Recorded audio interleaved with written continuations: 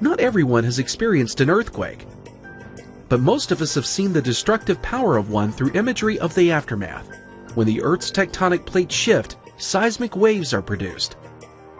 The study of these waves is called seismology. A seismologist is someone who researches earthquakes, studies their causes, and strives to predict when they may occur. My name is Wang Ping Chen, and I'm a seismologist. I'm on the faculty of the University of Illinois. I'm a professor of geophysics. I'm also the head of the Department of Geology. Every day, basically, we do three things. This is a university, so we teach both undergraduate and graduate students, and we conduct original research. My own research interest is in seismology, including earthquakes, mountain building, plate tectonics, and how the interior of the Earth works. So we work on projects which are typically funded by external agencies such as the National Science Foundation. And we also do public engagement and outreach. For instance, the state of Illinois does have occasional earthquakes, and the governor actually called a commission to study the seismic safety. So this would be one example of what we do. One of the perks of this job, if you like, is that provided you get funding, you do have some autonomy. You decide what you do. So we look at earthquakes all over the world and look at mountain buildings in different places. There is another type of instrument. It is a GPS receiver, but it's different from the one that you use, say, in your car to navigate. We are basically using the satellite signal to determine very minute motions of the Earth. I did experience quite a few large earthquakes when I was growing up. That certainly left an impression.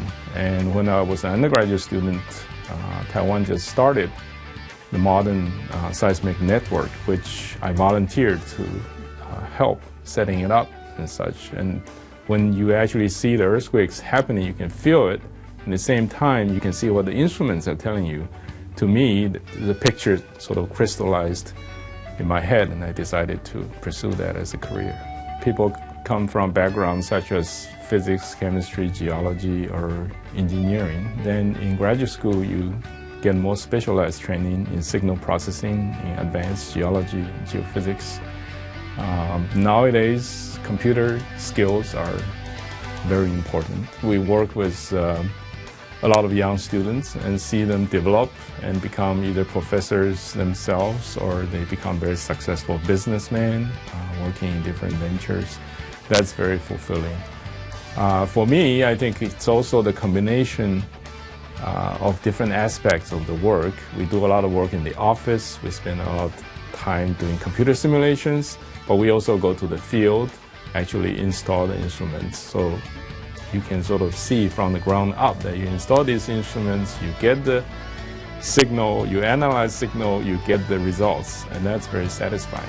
In the meantime, you travel to different parts of the world. You work with the local people in the mud very closely, so you become very good friends very quickly. And it's always very interesting to see the different culture and such. So you do feel that it is a global village, even if you're sitting in front of the computer, because you also have this experience that I was there, I put those instruments down. Most people will ask me, can you predict earthquakes? The short answer is no, for a lot of reasons, but right now I think we have a new generation of instrumentation, which will tell us a lot. And also we found new phenomena of how earthquake generating faults can move. But we are not quite there yet, and that will be a common misconception. If somebody tells you that he or she can predict earthquakes, it's probably not true.